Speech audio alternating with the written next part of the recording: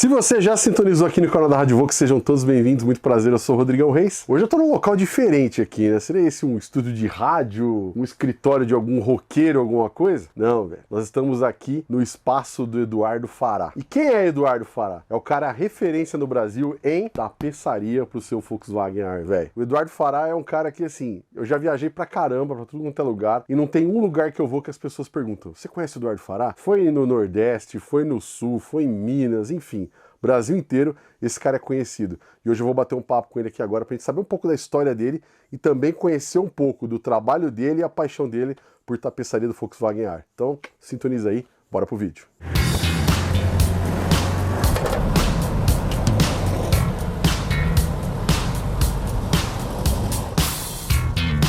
Pô, meu irmão, acabei de chegar do Rio de Janeiro, turta.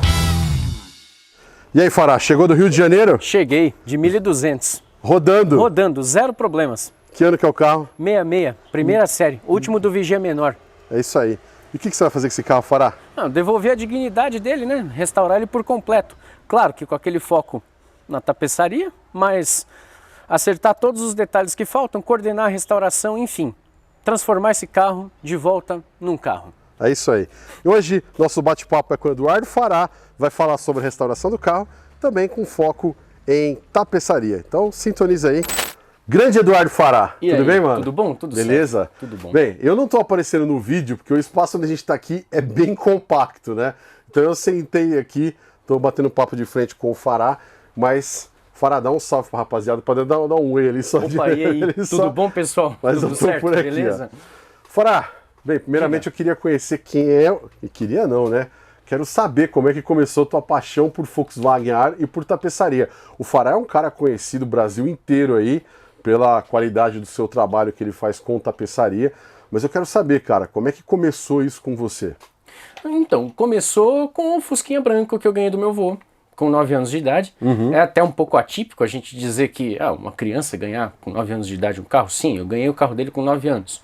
No ano seguinte, né, com 10 para 11, eu comecei a dirigir, eu aprendi a dirigir e minha paixão, eu não vou dizer que ela começou aí porque ela já existia, ela se ampliou, ela se acendeu a partir daí. Tá. Daí para frente foi só ladeira. Bem, ladeira acima, né? Bom, ou ladeira abaixo. Como quiser, ladeira abaixo no bom sentido, ou ladeira acima também no bom pode sentido. ser, Cada um pode ser. interpreta do jeito que quiser. Ô Fará, Diga. e quando é que você começou com essa questão? A gente estava no posto conversando, cara, você falou que você começou a vender peça no Mercado Livre. Com quantos anos você tinha? Eu tinha 9. 9 anos? 8 para 9. Eu peguei um volante numa caçamba de lixo da vizinha da minha avó. Um volantinho daqueles esportivos, feios pra caramba, por Que sinal. ano isso, você lembra? 2004 para 5. Certo.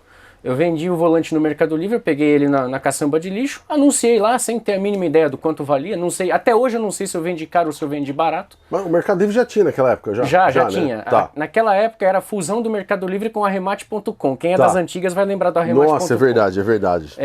Naquela época eu vendi um volante por R$20. E para um garoto de 9 anos, R$20 era grana. Já era grana, né? E convenhamos que em 2004 para 2005, R$20 valia muito mais do que vale hoje em dia. Com certeza. E aí você pegou esse volante, o dinheiro, você reinvestiu ele em alguma outra coisa ou você realmente viu uma oportunidade e falou, pô, dá para ganhar dinheiro com esse negócio aqui? Não, eu vi uma oportunidade e pensei, eu vendi um volante, beleza, vou atrás de mais peças para vender. Eu comecei vendendo peças.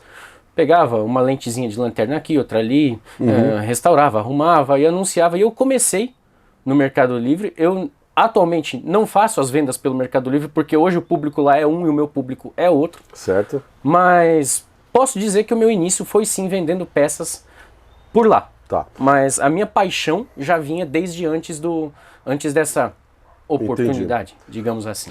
Ô Fará, e em que momento deu o start da tapeçaria em você, cara? No momento em que eu comecei a ver um monte de carro bonito por fora, tudo no padrão, você olhava para o carro, você via que realmente estava tudo certo. Naquela época eu já tinha uma noção de originalidade e olhava para dentro e pensava, pô, carro, um espetáculo de carro por fora, mas com essa interna estranha, feita com material aí que dizem que é parecido e realmente faziam com que tinha e tal. Teve uma época, inclusive, que qualquer tapeçaria de qualquer ano, os caras faziam alguma coisa parecida com gomão. Ah, meia dúzia de costurinha assim, no máximo uma deitada e era isso. O máximo que mudava era, tinha costura assim, não tinha. Mudava, quando muito era cor, mas a maioria era preto, ou eram aquelas combinações esdrúxulas de vinho com branco, preto com branco, interior branco no carro branco, que é uma coisa que nunca existiu, enfim. Quando eu comecei a me indignar com essas internas que dentro do meu gosto eram feias, né? Eu pensei, por que não mudar um pouco meus horizontes, não sair, mas não sair das peças e ir para esse lado de interna. Aí pesquisa material daqui, pesquisa material dali, madrugadas e madrugadas sendo varadas e estudadas, com material de época, com pesquisas, discussões no antigo fórum, Fórum Fusca Brasil. Isso. Aliás, lá começou muita coisa dentro do ramo, coisas boas, coisas ruins, mas o meu agradecimento à existência do Fórum Fusca Brasil é eterno. O fórum foi o ápice, né, cara, de informações que a gente tinha na época, que a internet na época não tinha tanto conteúdo de Volkswagen AR como tem hoje. Ainda mais numa época em que não tinha tanta rede social quanto tem agora. A gente tem uma infinidade de redes sociais, uma infinidade de informações sendo dissipadas, às vezes não da maneira certa, mas sim da maneira que acham que é certo. E eu foco na questão de levar o cliente, ou mesmo que a pessoa também não seja cliente, levar a quem gosta, a quem tem e tal, ou o produto correto, ou a informação correta para que ele chegue até o produto no padrão, como era de fábrica. Claro, o cara visando originalidade. Se ele visar alguma coisa customizada, muito customizada, com certeza ele vai procurar alguma pessoa que não sou eu. O meu foco é praticamente na originalidade, ou se for alguma customização no veículo como um todo, bem naquelas que a gente conversou anteriormente de menos é mais. Tá, entendi. Você me falou da questão da tapeçaria, mas você precisou aprender a exercer a profissão de tapeceiro para poder montar, fazer? Porque aqui você monta os bancos também, Sim, né? eu monto os bancos, mas eu não precisei exatamente começar do zero. Tá, fazer corte, costura, fazer essas corte coisas. e costura. Não que seja uma coisa que, você trabalha no ramo, você tem que saber. Tá. Mas não que seja algo essencial. Não dá para você cortar, costurar, montar tudo você o tempo inteiro para uma infinidade de clientes, porque, primeiro, você vai comprometer a qualidade porque a demanda está alta. Sim. Segundo que nem tudo existe pronto, mas ao mesmo tempo tem que ser feito o desenvolvimento do produto para que fique o mais próximo do que era. Tá. E você é um cara que prioriza muito qualidade, né? Sim, eu priorizo qualidade, sempre. A gente estava conversando antes, fora aqui, nós falamos sobre a qualidade dos materiais de antigamente, depois o de hoje e o intermediário, né? O que sucedeu essa transição dos materiais originais, o que teve depois e o que tem hoje. Eu queria que você falasse um pouco mais sobre isso. Sobre os materiais de transição, eles foram a minha motivação para existir o material que a gente vê hoje. Tá. Há 10 anos atrás não tinha essa diversidade de produtos que eu, por exemplo, ofereço aos meus clientes, essa diversidade de produtos fiéis aos originais que hoje tem. Há 10 anos atrás o pessoal fazia com um negócio que era parecido. Sim. Na maioria das vezes. Claro que um ou outro buscava um negócio idêntico, mas ou ele gastava o olho da cara, ou ele ia procurar lá fora, principalmente os dos Fuscas mais antigos. O pessoal comprava muito, ainda compra em algumas ocasiões, materiais de tapeçaria no exterior, mas antigamente ou você partia para o exterior e gastava uma grana, uma puta de uma grana, ou você desenvolvia algo aqui por conta e risco, tendo a chance de dar errado, e também gastava uma puta de uma grana. Eu viso a qualidade, mas eu também viso o custo-benefício. Entendi. Quem compra um kit de tapeçaria comigo, por exemplo, o cara não vai comprar o material nem mais caro, nem mais barato do mercado. Ele vai comprar aquilo que é certo para o carro dele, pagando aquilo que é justo pela mercadoria valor, que é. É o justo valor. Exatamente. Não tem porquê. Eu tenho uma regra na minha cabeça que eu falo assim: qualidade e serviço é igual a justo valor. Exatamente, é uma equação perfeita. Se você levar isso a ferro e a fogo, já era, não tem segredo. Ô Fará, e você quem correu atrás das empresas para montar o padrão realmente igual era antigamente? Exatamente, porque Antes, se você pegava, por exemplo, uma tapeçaria de bairro e tal, você comprava um material já pronto, você não mandava fazer o material para poder fazer teu banco, você pegava o material já pronto, levava lá e o que saísse, saiu. E era isso e isso foi basicamente o que me indignou e ao mesmo tempo me motivou. Outra coisa, um assunto que eu abordei com o Fará fora da gravação foi sobre a questão de originalidade. Antigamente, segundo informações que eu levantei, às vezes a gente vê algumas pessoas hoje questionando: não, isso não é original do carro, não saiu de fábrica e tal. Dizem que antigamente na própria fábrica, na década de 60, 70, às vezes faltava alguma peça ou faltava alguma coisa, os caras pegavam o que estava no estoque e colocavam no carro e mandavam embora. Sim, era a linha de produção. Os caras tinham que fazer volume, fazer o negócio girar. Se eles tinham, por exemplo, vamos falar em números fictícios, tem 50 Fuscas para sair nessa leva aqui. Então, 48 com volante marfim. Tem 2 volantes marfim faltando, mas tem 2 pretos no estoque. Monta os pretos e vai embora. E vai embora, né? Isso aconteceu com a tapeçaria também ou não? Aconteceu com alguns materiais reaproveitados. Você vê, por exemplo, tempo atrás eu desmontei uma capa gomão preta e o verso dela tem como se fosse uma lombada por dentro para fixar na própria armação do banco, para esticar o gomo. Certo. No final do gomo, do assento. Uma das lombadas era na cor caramelo e a outra era preta, como o restante da capa. Como era uma coisa que não aparecia, uma coisa que ficava por baixo do revestimento, eles usavam o resto de material em uma cacetada de coisas. Por exemplo, o treliçado do banco dos Fuscas Standard do início da década de 70 é o mesmo treliçado da passadeira do Fusca 64. Caramba, cara, não sabia. Que, aliás, a passadeira do Fusca 64 só saiu no Fusca 64. Entendi. A passadeira alguns chamam de passadeira, outros chamam de carrapatinho, é o que vai no chão. Na verdade, eu considero o carrapatinho aquele que é o de bolinha. Tá. Eu chamo de passadeira o que é treliçado. Enfim, o treliçado da passadeira do 64 só saiu no 64. Até 64, até o final de 63, início de 64, era de um jeito. 64 foi daquele outro jeito, que é um treliçado de grânulo maior. 65 voltou a ser igual ao de 63. E assim perdurou até meados de 68, até julho de 68 estourando. Não dá para ter uma informação exata, mas do meio de 68 não passou. Que aí, a partir de então, a passadeira passou a ser o carrapatinho de bolinha que a gente está acostumado a ver, de diversas cores, qualidades e variedades aí no mercado. Qual é o tecido mais procurado? O que as pessoas mais querem com você? Elas buscam realmente o que era original do carro na época, ou o cara quer colocar um pijaminha num Fusca de outro ano, alguma coisa? Isso acontece às vezes? Como é que é a sua avaliação perante ao seu cliente quando ele te procura?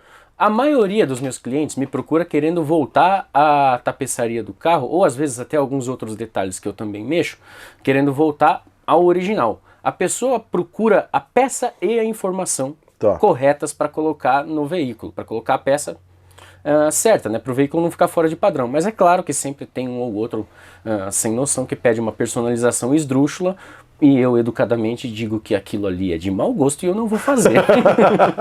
Ué, tá certo, né? Não adianta eu falar pro cara, olha, vamos fazer porque vai ficar legal, se não vai ficar legal. Se não vai ficar legal, eu vou falar pro cara, faz, mas não faz comigo. Procura alguém que faça. Querendo ou não, acaba queimando o teu trabalho, filme, né? Às vezes um cara que quer fazer um banco gomão num Itamar, já aconteceu. Já aconteceu. Um cara com Itamar queria fazer um banco gomão. Eu falei pro cara que eu não iria fazer. Poderia fazer, ganhar o meu, ele ficar feliz e eu também, mas não é do meu feitio, eu não consigo. Sei. O meu saudosismo não permite. Se olhar o Itamar e ver com banco gomão, né? Se olhar um Itamar com banco gomão, você pode ter certeza que não saiu daqui. Deve ser do cara que me procurou e foi fazer em algum outro lugar que não foi aqui. Pelo amor de Deus, não foi feito aqui não. Tá certo. Ô, Fará, vamos falar um pouco sobre a logística do teu trabalho. Como é que funciona o teu trabalho? Você faz avaliação pro cliente também, de ir até a cidade. Eu já vi que você já foi buscar carro no Rio de Janeiro, foi buscar carro no Sul, trouxe para cá. São carros de cliente que você vai buscar para preparar aqui. Como é que é o processo do seu trabalho hoje? O cara manda os bancos para você, ou você manda o tecido e o cara monta na cidade dele? Como é que é feito esse processo? existe um pouco de tudo. Existe o cara que compra a capa de mim, compra a capa, compra a lateral, compra o painel, o forro de teto, enfim, compra o kit completo e leva para o tapeceiro dele montar. Existe o indivíduo que manda as armações do banco, por exemplo, para serem revestidas aqui comigo. Certo. E aí ele pega os bancos e coloca no carro. Tem quem mande o carro inteiro. Tem quem esteja comprando um Fusca e pede para mim, pede para eu ir ver, né? Numas de... vai lá dar uma olhada, ver o que você acha, faz a tua avaliação em cima do carro e basicamente dá carta branca. Olha, se for bom pode fechar porque eu confio em você e beleza. Se não for, certamente você vai saber. E ao mesmo tempo que eu acho isso um privilégio, é uma responsabilidade também. Porque ir ver um carro, fechar negócio e levar isso até o cliente, ele tem que gostar daquilo ali. Isso é uma coisa que a gente tem que fazer e não pode falhar. Erros acontecem em todas as circunstâncias da vida, mas isso é uma coisa que não pode dar errado. Tá, certinho. É uma exceção a todas as outras regras onde tudo pode ter uma margenzinha pequena de erro. Na questão comprar carro, com o cliente longe, estando longe do cliente, e ver um carro, comprar um carro, trazer e entregar para o cliente, é uma responsabilidade muito grande. Tanto que, se o cara não gostar do carro, o que eu tenho que fazer? Eu tenho que comprar o carro. Tá. E eu nunca precisei comprar porque as pessoas gostaram daquilo que eu trouxe. Uma coisa que sempre me chamou a atenção, eu acho que de muita gente que vai assistir esse vídeo aqui também, o Fusca, ele tem um cheiro característico, né? Tem. Que a gente fala assim, nossa, a grande maioria lembra o meu avô, lembra a minha avó. Lembra a minha infância. Lembra a minha infância, ele te remete um pouco, né? O cheiro do Fusca é algo nostálgico, não importa o Fusca é um carro que tem um cheiro nostálgico. Característico característico dele. Tá? E quando a gente grava um aroma, né? Sim. De alguma coisa, ele pode estar adormecido na nossa memória há tempos. Quando aquilo vem à tona, impacta de uma maneira que mexe com o psicológico das pessoas de uma maneira inenarrável. É verdade. E isso vem da tapeçaria em si mesmo ou não? Esse cheiro característico dele, como é que é? É uma fusão, né, dos componentes do carro, mas a tapeçaria tem grande contribuição nisso daí. Porque os bancos de Fusca, em sua maioria, eles não são revestidos com as espumas modernas que a gente está acostumado a ver nos carros de hoje em dia. Eles são revestidos com sisal, são revestidos com algodão por cima do sisal. Para quem não sabe o que é sisal, é como se fosse uma espécie de palha, uma palha de coco, Sim. Alguma coisa similar a isso.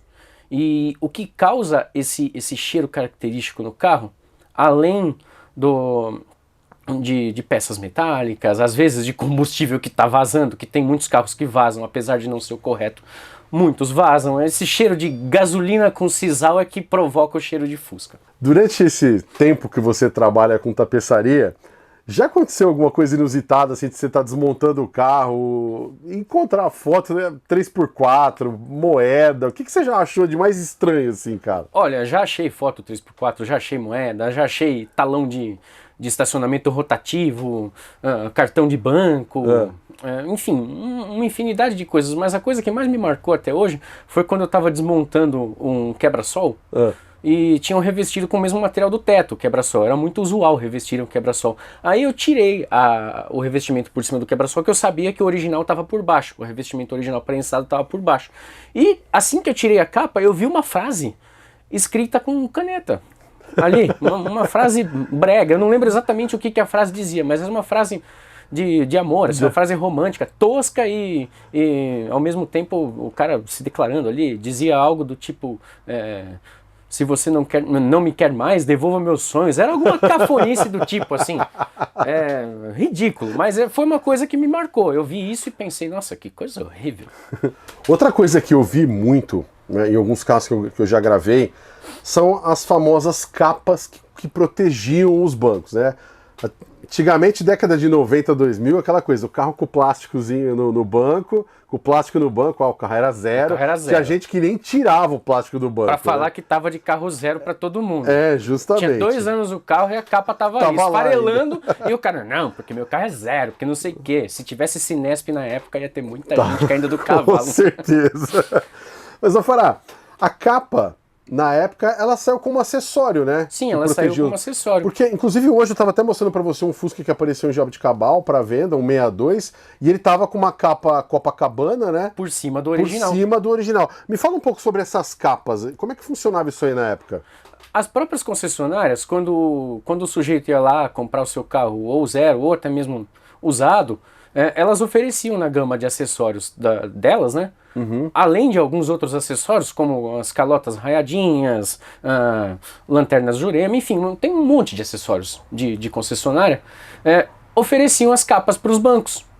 E o pessoal colocava, muitas vezes porque não gostava da cor, não tinha como trocar o estofado. O estofado era caramelo, um exemplo. Sim. E o cara queria um carro com a interna preta. A concessionária não tinha como trocar. Às vezes até tinha, mas preferia empurrar o acessório na pessoa e a pessoa acabava comprando. Tanto que muitos dos carros que você vê que o banco está preservado e o forro de porta é original e está destruído, esses carros usam capas. Tá, entendi.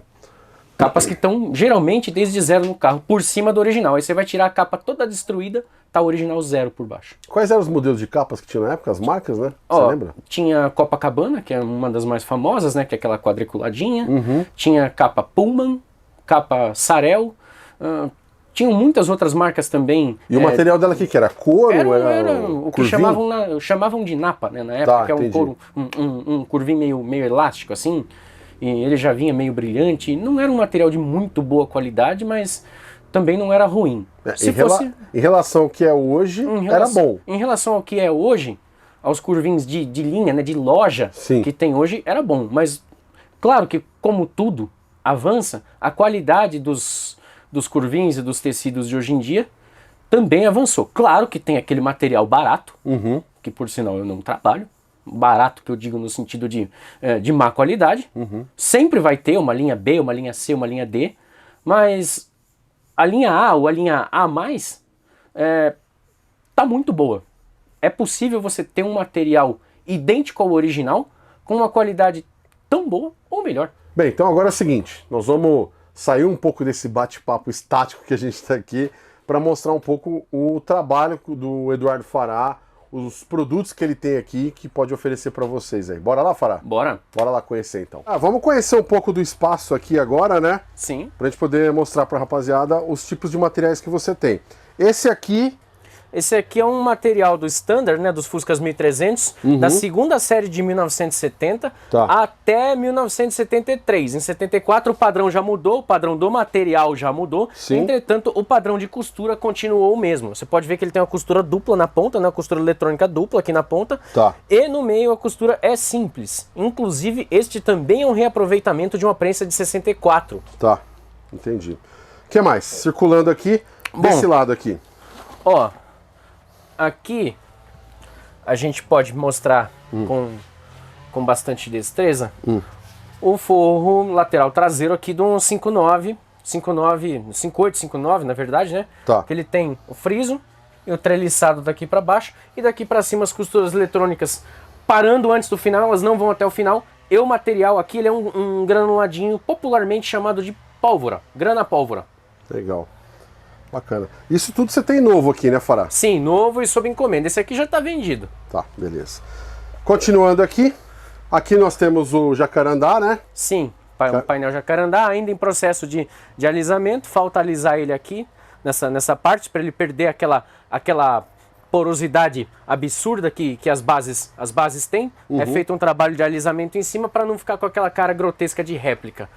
E aqui é um encosto pijaminha original. Um assento pijaminha original, encosto tá aqui do lado, mas é de acervo próprio, não está à venda. Aqui tem um tampão gomão traseiro. Esses forros aqui, para fins de informação, eles não vieram daqui, eles só estão aqui para tampar buraco, bem dizer, porque aqui atrás tem um monte de carpetes, tampões e tal. Isso aqui tudo tá vendido. Tudo tá vendido. Tudo vendido já. Tá tudo vendido. Não tem nada aqui que não esteja vendido. Os bancos são de clientes. Os bancos vão para clientes, os forros aqui estão todos vendidos.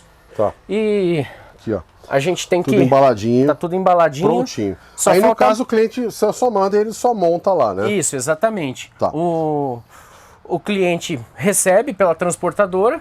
Eu sempre peço para que eles chequem assim que recebem. Para ver se tá tudo ok, né? pode acontecer na logística aí, né, de avariar ou alguma coisa do tipo, tem que checar, recebeu, checou, aí dá um ok, maravilha. O legal é que aqui, ó, você vê, esses bancos caixote aqui são bem protegidos, né? E eles são exclusivos de 64 também. Tá, ó, deixa eu dar uma... Aí, que agora alinhou. Esse outro aqui é do... Esse aqui faz conjunto com aquele que eu mostrei agora, é do Standard também, é um banco café, né, do Standard, do início da década de 70, segunda fase de 70 até 1973. Ó, você pode ver que a costura eletrônica da ponta aqui é diferente, né? é diferente, igual os dianteiros ali que eu mostrei, é o conjuntinho. E aqui no caso você usa realmente as cores padrões como saiu na época, né? Sim. Se o cara quiser fazer isso aqui verde, por exemplo... Ele pode procurar outra pessoa, comigo ele não vai fazer. Tá. Aqui também, né? Nós temos aqui é a continuação daquele banco do 70 primeira série, que tá ali embaixo. Tá aqui embaixo, né? É, que a gente tem aqui alguns bancos já prontos também, né? Vou tirar esses encostos daqui. Só para vocês poderem... É, exatamente. Ó, esse aqui... Esse aqui é do 70 primeira série, é o material exclusivo do 70 primeira série, a padronagem exclusiva do 70 primeira série também. E tem uma diferença que você falou, né? Sim, tem uma diferença pros 69 para baixo, que é o formato do encosto. Nos 69 para baixo, né, que é o encosto fino, a costura eletrônica não dá a volta no encosto, ela não dá a volta no encosto, ela para mais ou menos nessa altura. E o formato do 70 primeira série, ele já é igual ao do banco gomão e dos standard. Não é igual ao do 69, ele já é um formato mais curvado, mais largo e mais anatômico. Entendi. E aqui a questão da costura que você me falou, os gomos aqui tem um a mais, né? Isso, no 70 primeira série tem um a mais. No 69 tem um gomo a menos. Beleza. Quem tiver alguma dúvida a respeito dessa fase de transição aí, do 69 para o 70 primeira série, bastante coisa mudou. Parece que não, mas mudou. Do 69 para o 70 primeira série e depois do 70 segunda série. Em relação ao primeira, basicamente é tudo diferente. Fará, já aqui nós vamos falar um pouco sobre os forros de porta, né? Isso, os forros de porta do início da década de 60. Esses forros de porta eles foram de 60 até 64. Você vê aqui que a costura dele vai até o fim. Sim, em 65. ele vem até aqui embaixo. Aqui, né? Isso, exatamente. A costura eletrônica dele vai até o fim, ela não para um pouco antes do final, que 65, 66 para aqui. Tá. Até 64 ela é contínua. Aí dá para ver aqui a porosidade, né? Do material grana pólvora. E aqui na bolsa, tanto a bolsa quanto a outra parte aqui que é canelada, ela tem o canelado de comprido aqui na parte deitada e a bolsa, obrigatoriamente, o canelado é em pé. Segue ao contrário. Segue ao contrário. Tem um pessoal que monta com o canelado, compra o canelado para montar, com a lateral aberta, e monta com a bolsa e segue a mesma seguindo linha. aqui. Não é o certo. O certo é o canelado estar em pé e ele ter a costura eletrônica dupla. Ó, aqui você vê a costura eletrônica dupla na bolsa. Bolsa não se faz com costura manual. Bolsa se faz com costura eletrônica. Tá certo. Aí aqui a gente tem o cinza, né? Que também é a mesma padronagem, só que muda basicamente a cor. A bolsa aqui também está com dupla costura. A bolsa está com dupla costura. Ó. Se você for abrir aqui e ver, você vai ver que, ó, uma, duas. Todas elas têm que ter duas costuras. É regra. E as cores? Saiu o monocromático verde água, né? Saiu o cinza, que é o mais comum. Saiu também um verde que eu chamo de oliva, mas não tem o nome exato de catálogo. Que era para os Fuscas verde berilo ou verde jade. Entendi. Mas, assim, só os Fuscas verde turquesa e azul pastel que utilizavam esta cor. Essa cor. O outro verde oliva, que não tá aqui, a gente fez até uma tomada de imagem do verde oliva lá, do 59, a cor é aquela, mas a padronagem é essa. O verde oliva saiu nos Fuscas verde jade e verde berilo. E o cinza saiu em todos, ou seja, opcional, verde água ou verde oliva. Padrão, cinza. E no caso aqui com relação ao apoio de braço? Apoio de braço tem uma lenda urbana que o pessoal fala, e os puxadores, você consegue também? Nossa, quer me ver pistola? É falar os puxadores, porque puxador é de um lado só. Do lado de cá não tem puxador, por quê? Bate o cotovelo na hora de esterçar, que a gente sabe que o diâmetro do volante cálice é muito grande. E pela lógica não colocaram por conta disso. E também porque um lado é bolsa e o outro lado é puxador. É regra, regra. Isso falando de Fuscas nacionais. Os Fuscas gringos, alguns têm bolsa dos dois lados, puxador dos dois lados, mas assim, falando de carros nacionais, é o puxador só do lado do passageiro e a bolsa só do lado do motorista. Tá certo. E no forro traseiro, o cinzeiro é só do lado do passageiro, não tem cinzeiro do lado do motorista. Do lado do motorista não tem nada. Tá certo. Então agora a gente vai mostrar para vocês um Fusca que o Fará vai fazer a tapeçaria, que ele foi no Rio de Janeiro buscar esse carro, né, Fará? Vim, trouxe rodando. Veio rodando. Sem problemas, 1.200. E agora a gente vai mostrar como é que ele tá cru, como realmente ele vem para você. E depois, quando o carro estiver pronto, aí a gente mostra o resultado. É isso aí. Não vai ser agora. Vai demorar um pouco, não vai sair nesse vídeo, mas o Fará me liga quando o carro estiver pronto e a gente vem e filma o carro para vocês. Para fazer um antes e depois fazer um comparativo de como estava, como está, o que mudou, o que não precisou mexer. Sim. Enfim, minuciosamente o que vai acontecer no carro, ok? Bora lá, Fará. Bora.